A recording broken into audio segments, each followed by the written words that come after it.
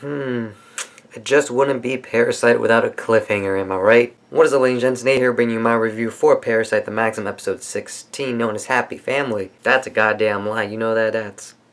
Oh man, I feel bad for the private investigator now. Anyway, episode starts where we left off last week, where it's Shinichi versus Miki, and we learned through the fight that Miki, it's actually 5 parasites to 3, but the 3 that are in, the extra 2 that are inside his head, or the extra 3, including himself, that are inside his head, are controlling the other 2 that are in his arm. And that's pretty much why he doesn't transform his head to like the little tentacle blade things, because like if he does that, he won't be able to control everybody, and then all the blades would just be clinging, like clashing along each other. Anyway, the fight itself was just great in general, because we got the dubstep, and you know when the dubstep kicks in Parasite, it's just amazing. Anyway, Shinichi is able to actually attack Migi and cut off his head, because that's what Migi said, and hopefully it would end him pretty much, but that wasn't the case. And apparently that parasite Miki is actually the big parasite, I believe, that we saw a few episodes ago that took down the Yakuza by himself. Anyway, when Miki reveals that he has 5 parasites and he changes like heads and all of that, things get a little like too much. There's too much heat for Shinichi, so Shinichi like he escapes pretty much. So Shinichi escapes. The other parasite Miki transforms his legs into like hind legs, pretty much like what deers have, so that he can run really fast.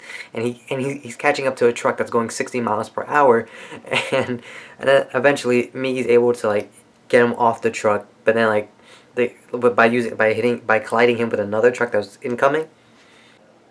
Anyway, the guys who hit Miki, like, they get out, right? And he didn't, like, retract his arms to make it look like regular arms, right? It's still, like, the tentacle blades and everything.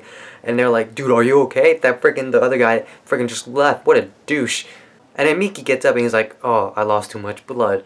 He turns around. He eats them, right? He eats the guys who were, like, trying to help him. And, like, freaking, I feel like the citizens, like, the fodder citizens of, like, Parasite don't, like, know anything. Like, they made it such a big deal that, like, parasites exist, or, like, you should be careful because of all the murders and all of that. And, like, these guys, these 2 workers just come out and, like, oh, are you okay? It's not like we see the arms or anything.